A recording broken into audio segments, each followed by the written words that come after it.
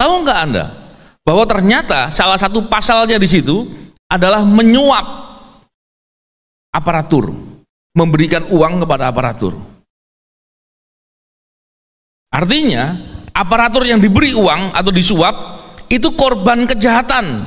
Bayangkan, saking melindungi negara untuk aparatur. Memang kalau saya kritik itu kejahatan. Jahat itu kalau saya sakiti orang dan dia luka. Pejabat negara itu nggak boleh luka, karena kita gaji dia.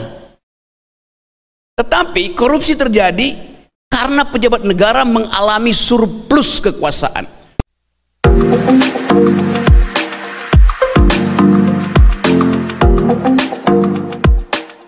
Oke, terima kasih. Untuk sementara ini gambarannya. Selanjutnya untuk lebih mempertajam lagi kita bicara tentang korupsi dan hak asasi manusia, maka kami panggil beberapa narasumber. Kita mulai dari yang muda dulu ya. Saya lihat gambarnya, saya pikir ini bocah yang kemarin diangkat jadi wapres. Ternyata bukan ya.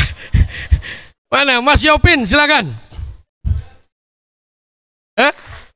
Oh, ke toilet. Wah, dia tahu mau dipanggil. Oke, Mas Dimas, silakan. Dari Kontras, silakan Mas. Mas Yop. Oke. Yopin. Mirip-mirip Gibran ya. Oke, selanjutnya. Luar biasa nih, pengorbanan dikorbankan setelah berjuang. Mas Yudi Purnomo. Mantan Ketua Wadah Pegawai KPK. Korbankan setelah berjuang. Lebih terharu lagi kita, pembicara berikutnya. Berjuang luar biasa. Dapatkan cobaan luar biasa. Bang Novel Baswedan, silakan Bang.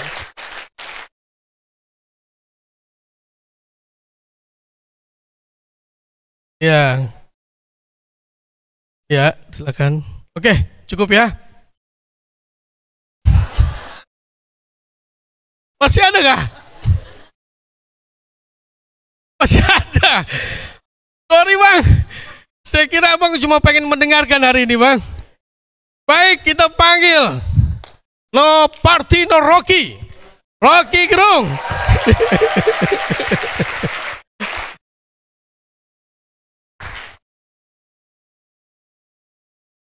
Pulang dah.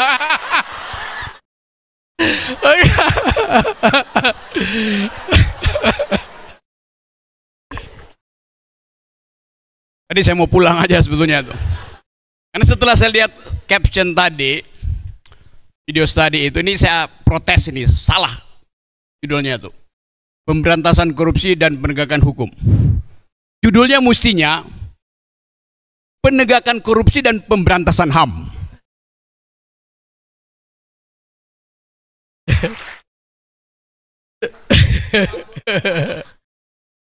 Ya, hadir di antara kita, terima kasih Bapak Ketua Fordama IKN. Beliau adalah counterpartnya IKN Otorita. Terima kasih Pak Wang bisa hadir di sini. Tepuk tangan semua. Ya. Dan saya lihat Unmul sudah mengantisipasi luar biasa kehadiran Rocky. Tidak ada foto presiden dan wakil presiden di sini. Kalau enggak dimaki-maki sama dia. Sepertinya antisipasinya sudah bagus, Pak. Atau Pak Dekan yang perintahkan pencabutan foto.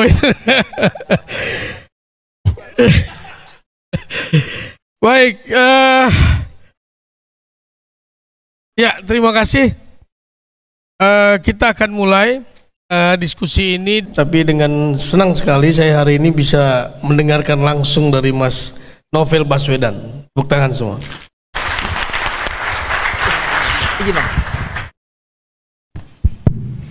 Baik, terima kasih. Bismillahirrahmanirrahim. Assalamualaikum warahmatullahi wabarakatuh. Salam sejahtera untuk kita semua.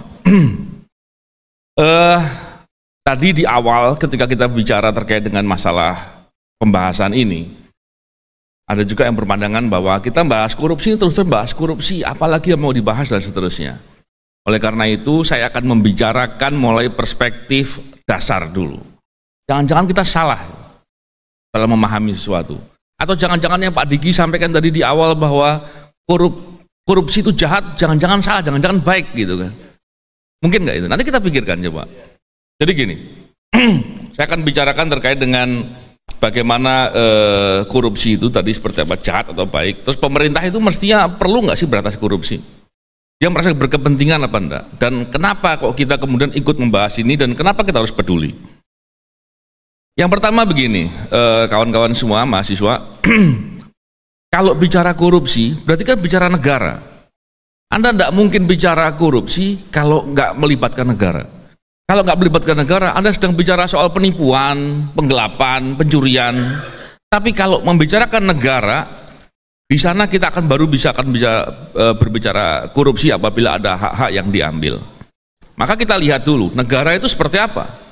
Ketika kita bicara soal negara, maka kita mesti tahu bahwa negara itu dibentuk dengan ada konstitusi, ada tujuan negara yang harus dicapai, dan kemudian diangkatlah para aparatur dalam pemerintahan untuk melakukan tugas-tugas pencapai tujuan negara.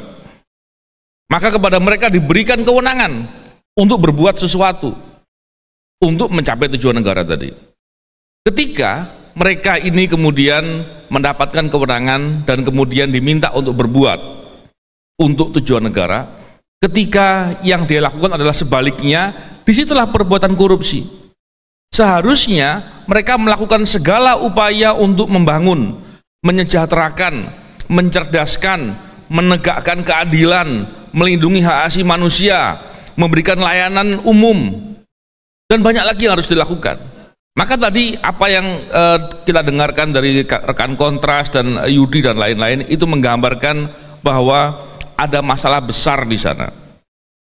Lalu kalau kita lihat dalam atau harusnya aparatur yang ditunjuk itu adalah orang-orang yang punya kehormatan, orang-orang yang berintegritas, dan dia punya dedikasi dan punya nasionalisme yang tinggi dan punya kepentingan yang sungguh-sungguh untuk mencapai tujuan negara tadi. Maka kalau kita lihat, saya tadi berbicara dengan Pak Dekan bahwa kalau kita baca di KUHP, kalau kita bicara delik-delik korupsi kan semuanya dari KUHP, dan itu delik dari tahun 46, Undang-Undang Nomor 1 46. Kalau kita lihat di sana, bab 8 dalam KUHP itu adalah kejahatan terhadap penguasa umum. Artinya, kalau penguasa umum menjadi korban kejahatan, deliknya diatur di situ. Tahu nggak Anda bahwa ternyata salah satu pasalnya di situ adalah menyuap aparatur, memberikan uang kepada aparatur. Artinya, aparatur yang diberi uang atau disuap itu korban kejahatan. Bayangkan, saking melindungi negara untuk aparatur, saking menjaga harkat martabatnya. Walaupun kalau ditanya mungkin banyak orang yang kemudian susah untuk menjelaskan di mana letak jahatnya menyuap. Karena ada orang yang kemudian disuap, penyuap dan menerima suapnya sama-sama senang kan gitu. Lalu di mana letak jahatnya? Dan di mana letak dianggap dia sebagai korban? Kenapa? Sampai hari ini saya belum pernah mendengar aparatur disuap melapor. Pernah mendengar nggak? Coba dibikin kajian ya, mahasiswa. Kenapa kok mereka nggak pernah mau melapor? Jangan-jangan mereka nggak merasa sebagai korban. Nah, di sini letak permasalahan-permasalahan yang kita lihat. Maka kita tidak heran kemudian ketika mereka tidak peduli dengan ketidakadilan. Kita tidak heran ketika mereka kemudian tidak peduli dengan upaya mencerdaskan, upaya mensejahterakan, upaya melindungi hak asasi manusia. Dia tidak peduli dengan upaya layanan umum yang ada. Kasih saya dulu. Pungli dianggapnya suatu hal yang kewajaran. Maka kalau kita melihat seperti itu, nah di sini kita harus paham dan di mana letak-letak yang kita bisa melakukan kritis. Selanjutnya, kalau kita lihat bahwa pemerintah harusnya berkepentingan, tadi yang saya katakan, pemerintah itu bertugas untuk mencapai segala tujuan negara. Untuk kepentingan siapa? Kepentingan masyarakat. Tapi yang terjadi adalah ketika segala program pemerintah yang mereka buat untuk membangun, untuk mencerdaskan, untuk melayani segala macam, dan kemudian ada praktek korupsi di mana-mana, tidak mungkin apa yang mereka rancang itu bisa terjadi. Tapi hari ini kalau kita lihat, terganggu nggak? Dalam logika akal sehat, kita kan bicara akal sehat nih hari ini. Kita bicara akal dan sehat, karena ada juga akal yang nggak sehat barangkali Pak Diki ya. Kalau kita bicara akal sehat, harusnya aneh. Kenapa pemerintah yang harusnya terganggu terjadi seperti Maju disampaikan tadi? Pemberantasan korupsi dianggap sebagai musuh. Nah, di sini yang keanehan, dan keanehan-keanehan inilah yang harus kita pikirkan. Kita harus kritisi, kita harus melakukan. Oleh karena itu kalau kita lihat, seharusnya pemerintah marah sekali dengan praktek korupsi. Harusnya terganggu sekali karena kerjanya bisa gagal. Kenapa? Karena bocor, karena gembos, dan banyak lagi yang nggak bisa berjalan. Bayangkan kalau pemerintah itu ibarat orang yang belanja ke pasar gitu. Karena kan ada apa namanya pengadaan barang dan jasa pada saat belanja kan. Kalau belanja ke pasar, Anda bawa keranjang yang bolong, maka yang terjadi apa? Barang yang Anda beli sebagian besar, sebagian hilang. Tapi kalau bolongnya besar sekali, Anda pulang nggak bawa apa-apa. Itulah logika-logika kita bisa melihat. Lalu pertanyaannya, Anda semua sebagai mahasiswa, pentingnya apa untuk peduli dengan masalah ini, untuk mau berpikir sehat, untuk kritis? Ada dua hal. Yang pertama, Anda sekarang ini kan bisa jadi belum terlalu terganggu. Kenapa? Karena belum pernah menjadi korban ketidakadilan. Barangkali Anda sekarang masih muda, masih merasa bahwa saya bisa berbuat sesuatu dan segala macam, saya masih bisa bekerja. Tapi kalau nanti Anda semakin dewasa, ketika mata pencarian lapangan kerja tidak ada, dan banyak lagi hal yang membuat Anda sulit dalam layanan-layanan publik, itu juga semakin terasa. Belum lagi kalau nanti sudah semakin tua, di mana orang tua perlu layanan negara untuk diberikan kenyamanan, kemudahan, dan lain-lain. Dan itu akan Anda merasa, dan Anda tidak perlu menunggu menjadi korban yang nyatanya menjadi korban, baru kemudian berpikir, oh ya tahu gitu dari dulu saya berbuat. Yang kedua, Anda di sini adalah mahasiswa yang sedang mendidik dirimu. Kalau namanya belajar, itu bukan hanya Anda membaca buku, seperti Pak Rocky bilang tadi, untuk memberikan penilaian. Jadi memang cara berpikir dosen untuk memberikan penilaian ini mestinya tidak hanya textbook saja gitu. Bayangkan, kalau Anda ini hanya belajar untuk mendapatkan pengetahuan dan keterampilan, Anda hanya mendapatkan sekitar 10-20% alasan menjadi sukses. Kenapa? Karena 80% sukses itu karena karakter. Karena karakter. Karakter itu dibentuk dengan kepedulian. Ketika Anda peduli, maka Anda mampu memotret permasalahan, yang dengan permasalahan yang Anda mampu potret itu, ilmu yang Anda punya, Anda akan pikirkan untuk mencarikan solusi. Berapa banyak orang yang kemudian punya pengetahuan, paling tidak ijazahnya atau gelarnya panjang begitu, tapi dia tidak mampu menggunakan ilmunya untuk menyelesaikan problem solving. Kenapa? Bisa jadi karena dia tidak cakap atau kurang kritis untuk bisa memotret permasalahan. Oleh karena itu, kepedulian Anda untuk bisa terkait dengan isu-isu seperti tadi, isu korupsi, isu HAM, dan lain-lain, itu penting sekali untuk mengasah kritis, untuk mengasah kemampuan untuk memotret permasalahan, yang dengan begitu Anda akan mampu untuk menggunakan ilmumu untuk menyelesaikan permasalahan. Bukan cuma sampai di situ. Dengan begitu Anda akan terus bisa berbuat, Anda akan semakin kreatif, inovatif, dan banyak lagi yang lain. Oleh karena itu pentingnya kita membahas ini, peduli dengan isu-isu seperti ini, itu karena itu. Dan juga tentunya Anda mesti harus tahu bahwa ketika Anda peduli, pasti Anda dapat kesulitan. Lalu pertanyaannya adalah, kalau gitu nggak usah peduli deh, nanti gue susah. Tadi dari Kontras menyampaikan, bagaimana orang selama ini mahasiswa yang peduli dapat kesulitan, dapat masalah, dapat segala hal itu. Di sini kita harus paham bahwa kesulitan itu bukan hal yang harus ditakuti, bukan harus dijauhi. Buktinya Anda sebagai mahasiswa ada nggak yang ketika masuk kuliah bilang sama dosennya atau sama rektor, bilang saya mau belajar semuanya tapi tolong jangan berikan saya ujian. Ada nggak? Ada nggak? Nggak mungkin, karena nggak bakal naik kelas atau paling nggak Anda disuruh pulang sama dosen. Untuk apa kau sekolah? Apa kuliah? Mending di rumah baca buku sendiri. Tapi ujian itu adalah bagian dari cara mendidik dirimu. Ketika sadar itu, maka kita akan senang, peduli. Mendapatkan kesulitan, pahamilah kesulitan itu adalah bagian dari mendidik dirimu. Coba lihat, berapa banyak atlet di luar sana, mereka sengaja melatih dirinya dengan berat, tapi itu adalah cara dia menjadi kuat, cara dia menjadi hebat, cara dia menjadi sukses. Gak ada di luar sana atlet ya, atau petinju hebat, dia bilang, saya mau cari lawan yang ringan-ringan. Nah, ada, dia mau cari lawan, saya mau nyari lawan yang paling nomor 1 di dunia, yang paling hebat. Agar apa? Agar dia hebat. Jadi kesulitan itu, lihatlah itu sebagai tantangan. Yang itu kemudian harapannya syukur-syukur kita bisa berbuat menyelesaikan permasalahan. Paling tidak kalau tidak bisa menyelesaikan, kepedulian itu membangun dan mendidik karaktermu. Oleh karena itu pemahaman ini menjadi penting. Dan satu lagi, agar kita bisa melakukan sesuatu yang lebih banyak lagi, pahamilah bahwa porsi kita sebagai manusia bukan untuk merubah sesuatu. Kalau Anda hanya berpikir saya mau berbuat sesuatu, mengkritisi masalah pemberantasan korupsi agar korupsi hilang di negeri ini, terus kalau nggak hilang Anda putus asa. Sama seperti tadi, aku mau bagaimana peduli dengan isu masalah hak asasi manusia agar tidak ada pelanggaran hak asasi manusia.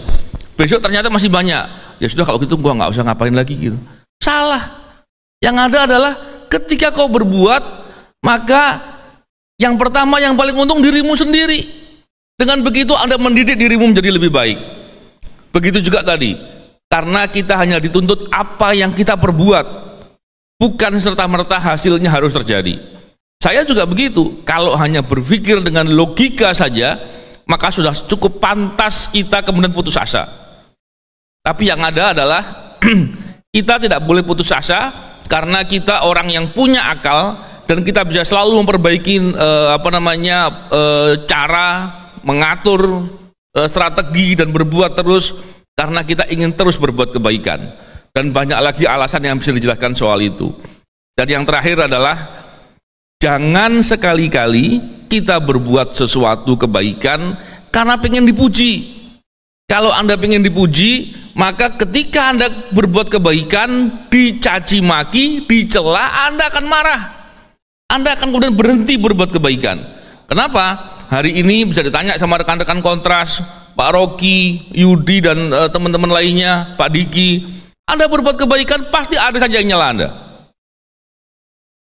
Di media sosial kah, dilaporkanlah. Pak Rocky berapa kali itu, lihat tuh di berita itu. Saya juga pernah lihat waktu di depan Mabes Polri dimaki-maki orang, dimusuhi. Tapi tenang aja, ketika Anda kemudian fokus berbuat untuk kepentingan sendiri paling tidak, walaupun berbuat untuk orang lain. Tapi kalau kita kemudian berbuat, saya telah berbuat untuk masyarakat Indonesia, tapi apa yang saya terima, Anda nggak akan dapat apa-apa.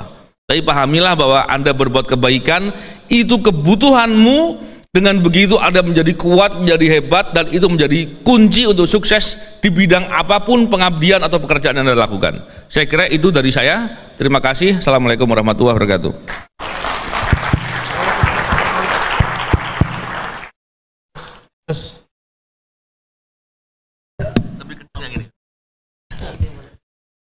Ya. Jadi sekali lagi, Anda harus peduli setiap kejadian korupsi yang terjadi di negeri ini. Minimal kalau itu tidak merubah sesuatu, itu memperbaiki moral kita. Itu pesannya Bang Novel, ya. Dan harus ikhlas supaya segala sesuatunya tidak akan menjadi penuh harapan. Karena kalau tidak ikhlas itu kadang-kadang sesuatu yang kita harapkan tidak sesuai, kita menjadi tidak senang. Kalau ikhlas apapun kita akan menjadi baik-baik saja. Sebelum ke Bang Rocky, Korupsi ini kalau menurut saya di Indonesia sampai 10 tahun ke depan tidak akan hilang, karena sudah semacam budaya yang sudah melekat di dalam tubuh masyarakat. Kita mau ngambil KTP aja kita tahu bahwa ini nggak perlu bayar, tapi kayaknya kalau kita nggak ngasih uang kita nggak enak. Yang kedua, lama. Itu padahal nggak boleh. Itu adalah sebetulnya pelanggaran. Itu sebetulnya penghinaan terhadap aparat kalau menurut undang-undang tadi. Tapi itu kebiasaan kita. Kita sendiri sebetulnya hari-hari sudah melakukan itu. Hari-hari kita sudah melakukan tindakan korupsi yang tanpa kita sadari. Di Jepang, sekolah SD itu nggak belajar kayak kita sekarang, matematika, fisika, kimia yang luar biasa membebani mereka. Yang diajarkan adalah etika dan moral. Apakah ada korupsi itu, KPK itu mempunyai program memberikan kurikulum mentality anti korupsi di sekolah-sekolah, Pak? Di SD, SMP, SMA. Dan apakah perlu, Bang, bahwa negara ini dalam situasi yang krisis soal korupsi, maka perubahan mendasar adalah adanya kurikulum etika dan moral dari mulai TK, SD soal anti korupsi. Silakan, Bang Rocky Gerung. Oke, terima kasih teman-teman. Pak Diki ini teman saya, dia sengaja membuat forum diskusi akal sehat Indonesia, singkatnya forum ASI, air susu Indonesia. Karena itu yang menyehatkan kita. Yang racun itu ada ASI yang lain yang racun, air susu istana. Dan racun itu yang sedang menghantui kita tuh. Karena itu kalau kita dengar tadi, oke 10 tahun mungkin kita bayangkan sulit betul. Di dalam 9 tahun ini yang terjadi bukan pemberantasan korupsi dan penegakan HAM, tapi penegakan korupsi dan pemberantasan HAM. Itu yang terjadi. Haris Asrar kemarin dihukum 4,5 tahun. Padahal dia menegakkan HAM. Jadi HAM itu diberantas melalui pengadilan. Status saya sekarang tersangka. Apalagi penjara. Lawyer saya namanya Haris Asrar. Nah, dia mau dipenjara. Sementara saya nggak ada lawyer. Kan ngaco kan? Padahal kita dua-duanya mengucapkan kritik terhadap pelanggaran HAM, terutama di wilayah-wilayah yang ada sumber daya alam tuh, ekstraktif industri tuh. Saya ditersangkakan karena menyebarkan berita bohong tentang IKN dan Omnibus Law. Bayangin coba. Tersangkanya perdata 4, pidananya 28 coba. Jadi saya menghadapi 32 kasus. Padahal saya mengucapkan kritik. Negara tersinggung. Negara memperkarakan saya. Di mana di dunia ini negara memperkarakan warga negara? Otaknya di mana coba? Kepala negara kita pilih. Atas nama hukum dia perkarakan saya. Loh, Anda itu kepala negara itu kacung saya. Kepala negara, calon-calon presiden, jadi pengemis suara hari ini kan. Pilih saya nomor 1, 2, 3. Mereka peminta-minta.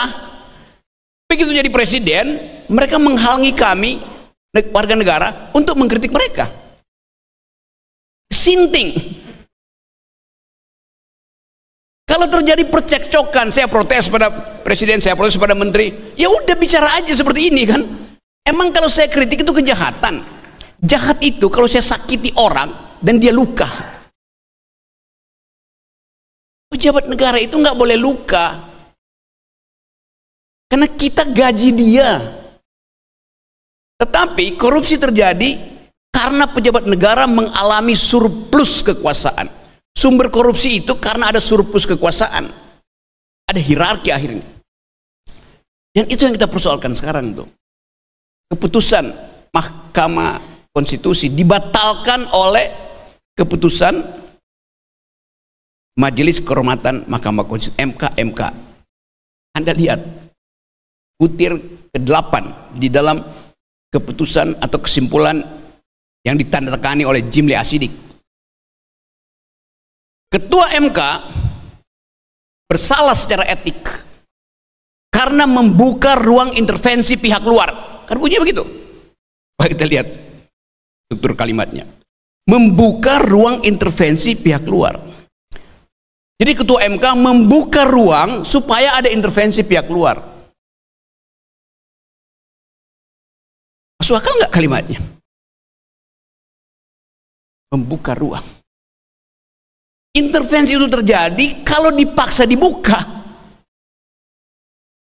Kalau kita tanya siapa yang mengintervensi ketua Mahkamah Konstitusi, apakah saudara Yopi, ketua BEM Universitas Mula Warman? Tidak mungkin, karena Yopi tidak punya kekuasaan di atas ketua MK. Apakah yang mengintervensi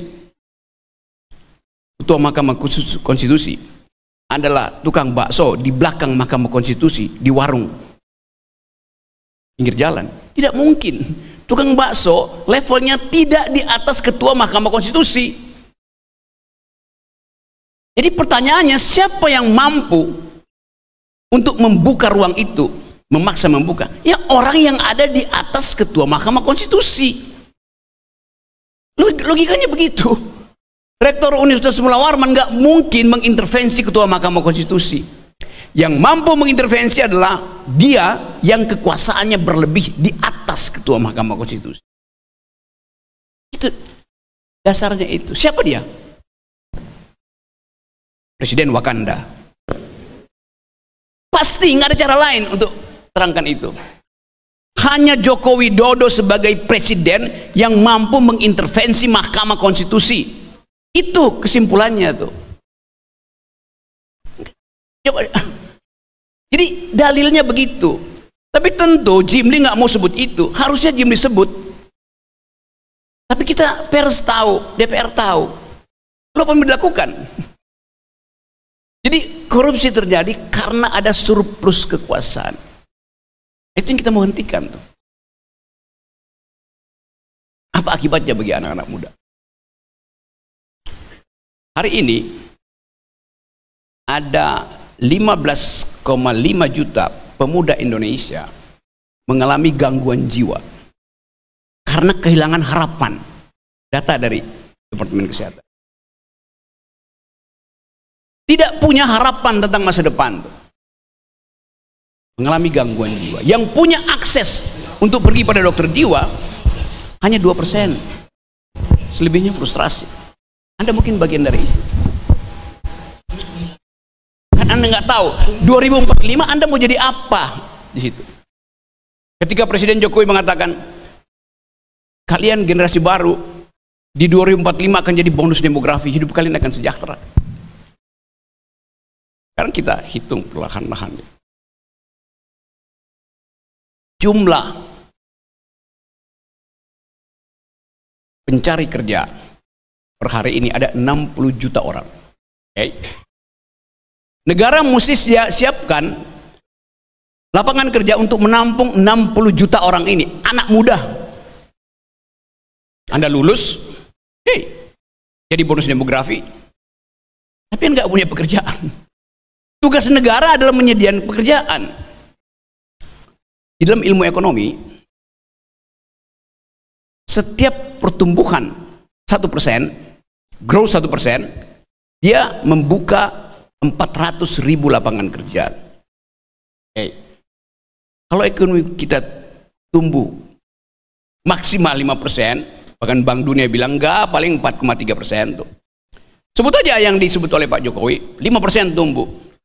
Artinya ekonomi yang tumbuh 5% hanya mampu menyerap 5 kali 400.000, yaitu 2 juta lapangan kerja. Yang 58 juta itu mau kemana? Anda bayangkan masa depan Anda. Tetapi dijanjikan bahwa Anda akan jadi bonus demografi itu. Kan itu omong kosong namanya tuh. Jadi kita mesti berpikir bahwa pemerintah bikin hoax setiap hari. Janji bonus demografi, janji Indonesia emas di 2030-2045 itu adalah hoax. Siapa yang buat? Jokowi bikin hoax. Tapi kalau saya yang ucapkan, saya ditangkap atas dasar undang-undang ITE, menyebarkan berita bohong. Lo memang bohong. Kalau kita bikin kalkulasi hari ini gampang sekali kan. Padahal tugas negara yang dibebankan oleh konstitusi kepada kepala negara adalah cerdaskan kehidupan bangsa, rawat fakir miskin. Hanya itu tugas presiden. Kalau kita hitung sejak sekarang, apakah fakir miskin sudah dirawat oleh negara? 120 juta orang hari ini miskin. 19, juta manusia Indonesia setiap malam tidur dengan perut kosong karena kelaparan. Itu angka tertinggi di Asia. Kelaparan di Indonesia paling tinggi di Asia. Coba. Berapa IQ nasional kita? Tinggal 78, sedikit di atas simpanse. Serius saya terangkan. Jadi data-data ini menunjukkan bahwa Presiden Jokowi gagal memenuhi perintah konstitusi, yaitu cerdaskan kehidupan bangsa. 78 IQ itu mau bertanding dengan IQ Singapura 115, IQ Vietnam 105 di 2045. Nggak mungkin. Per hari ini stunting di kita, kekurangan nutrisi itu udah 25%. Artinya 1 dari 4 bayi yang lahir otaknya tidak akan tumbuh, bahkan akan menyusut 25%. Per hari ini setiap bayi yang lahir sudah dibebani hutang luar negeri Presiden Jokowi sebanyak 50 juta per kepala bayi itu. Mana ada bayi yang mau lahir hari ini kalau dia dibebani oleh hutang dan harus mengalami stunting? Coba kita bikin survei. Ibu-ibu yang lagi hamil senang. Ada generasi 2045 dijadikan Pak Jokowi. Ibu-ibu berebut hamil. Waktu disurvei, ibu-ibu bilang, kami senang karena bayi kami akan jadi bayi generasi emas di 2045. Survei pada si bayi. Tanya pada bayi, hei bayi, kamu mau lahir enggak? Bayinya bertanya, apa syaratnya? Kalau kamu lahir, kamu harus bayar utang 50 juta begitu lahir. Kalau kamu lahir, potensi kamu untuk kena stunting itu 25%. Bayangin. Taruhan nama saya, tidak ada satupun bayi yang mau lahir hari ini. Karena itu kalau bayinya akal sehat, dia tahu bahwa kalau saya lahir, saya akan membebani negara. Kalau saya lahir, saya akan diperas kembali oleh politik. Jadi kita semua lahir dari rahim ibu, rahim dari rahim perempuan. Begitu kita lahir, kita pindah ke rahim laki-laki. Rahim laki-laki itu namanya APBN. Rahim laki-laki itu namanya koalisi partai. Rahim laki-laki itu namanya omnibus law. Rahim laki-laki itu namanya segala macam yang menghina manusia. Jadi saya mau kita diskusi di sini dengan kejujuran bahwa yang disebut generasi emas, yang disebut tahun 2045 akan menuju Indonesia emas, itu omong kosong. Bagaimana mungkin kita mencari, jangankan perak, kita mau masuk ke Indonesia emas, tetapi pemimpin yang ada sekarang datang dari kaleng kongguan. Mana bisa? Jadi sekali lagi teman-teman, ini adalah forum akademis di mana kita berupaya untuk mempertengkarkan kebijakan karena kita diminta untuk menghidupkan harapan tuh. Jadi teman-teman di sini berupaya terus untuk menghadirkan percakapan semacam ini. Bukan sekedar teman-teman yang resah tuh. Berapa bulan lalu saya dengan Pak Diki muter Eropa tuh, bertemu dengan millennials. Kita mampir ke Warsawa, bikin forum semacam ini. Seorang mahasiswa yang belajar S3 di Polandia angkat tangan, lalu temannya ikut angkat tangan. 2 perempuan Indonesia angkat tangan untuk bicara di forum akal sehat di Warsawa.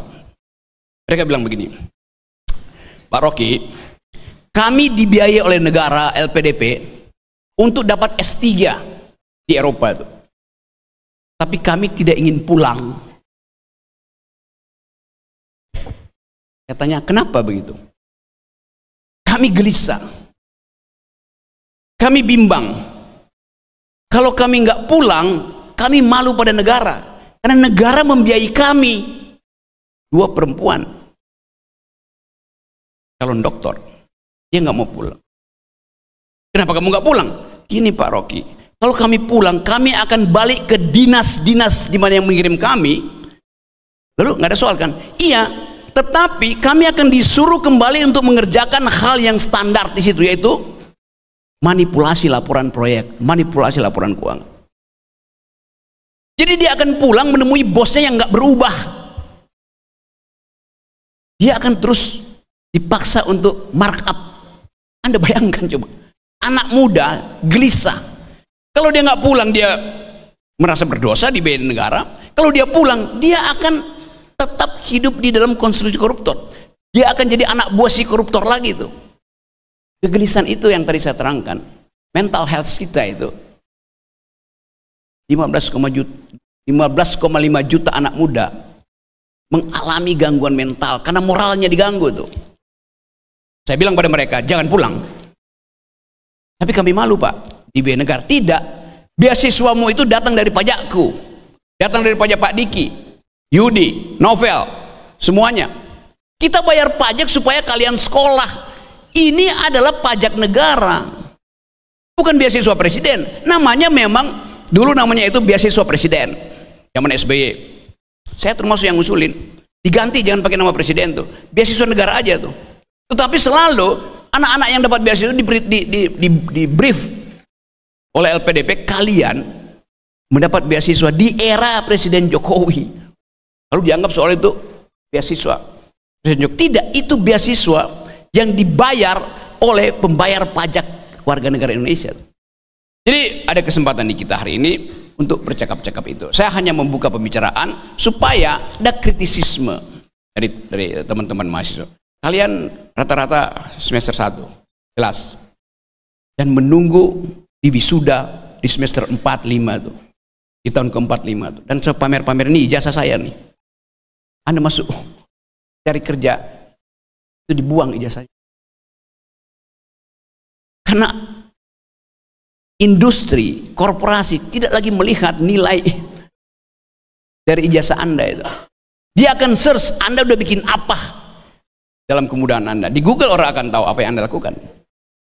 Bukan saya katakan ijazah tidak penting, tetapi jangan andalkan itu. Jadi pelihara integritas supaya kalau Anda masuk di dalam dunia kerja, Anda perlihatkan pertama bahwa Anda tidak punya cacat etika. Itu dasarnya.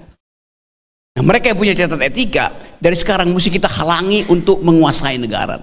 Cacat etika pertama adalah Gibran. Yes.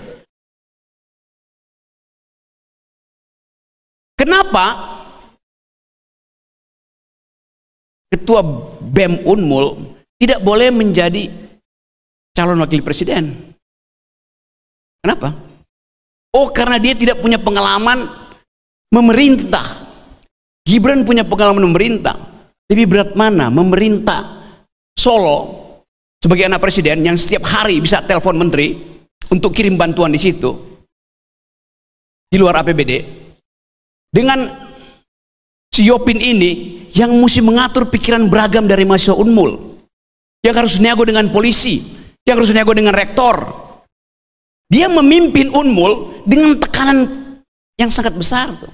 Artinya dia lebih mampu memimpin keadaan krisis daripada Gibran. Gibran tidak pernah diuji dalam keadaan krisis karena bapaknya presiden. Di situ kemaksiatan politik kita tuh. Hanya demi anak presiden, maka dibatalkanlah prinsip-prinsip kompetisi itu. Uraian dia tadi itu jauh lebih bermutu daripada kalimat jangan khawatir, saya udah ada di sini itu. Apa poin itu? Nah, kita ingin agar supaya kompetisi itu fair. Jadi dari awal, kenapa Gibran berhasil mencapai posisi itu sekarang? Karena dia memperoleh surplus kekuasaan dari ayahnya. Terima kasih.